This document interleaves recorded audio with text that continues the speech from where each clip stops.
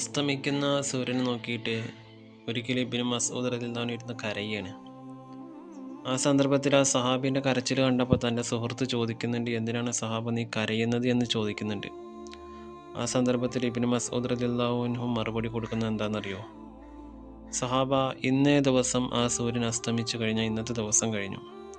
ഞാൻ കരഞ്ഞത് ഈ ദുനിയാവിൻ്റെ പേരിൽ ആലോചിച്ചിട്ടല്ല, ഇന്ന് ഞാൻ വല്ലാതെ സമ്പാദിച്ചിട്ടൊന്നുമില്ല, അതിൻ്റെ പേരിലൊന്നുമല്ല എൻ്റെ സങ്കടം. മറിച്ച് ഈ ഒരു ദിവസത്തെക്കുറിച്ച് നാളെ പടച്ചതമ്പുരാൻ എന്നോട് ചോദിച്ചാൽ, മഹ്ശറയിലേക്ക് വേണ്ടി, പരലോകത്തേക്ക് വേണ്ടി ഞാൻ എന്തുണ്ടാക്കി എന്ന് ചോദിച്ചു കഴിഞ്ഞാൽ, സഹാബ, എനിക്ക് പറയാൻ എന്തുണ്ട് എന്ന് ചിന്തിച്ചിട്ടാണ് ഈ സഹാബി കരയുന്നത്.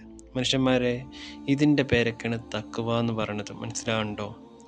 നിങ്ങളൊന്ന് ആലോചിച്ച് നോക്കുക. നബി സല്ലല്ലാഹു അലൈഹി വസല്ലം തന്നെ പറയുന്നുണ്ടേ, നിനക്ക് ഖുർആൻ പഠിക്കേണ്ട രൂപത്തിൽ നിങ്ങൾക്ക് പഠിക്കണമെങ്കിൽ ഇബ്നു മസ്ഊദിൽ നിന്ന് നിങ്ങൾ പഠിക്കണമെന്നാ. അത്രമാത്രം പാണ്ഡിത്യമുള്ള സഹാബിയാണ് ഇരുന്ന് കരയണത്, ഞാൻ എന്തുണ്ടാക്കിയെന്ന്.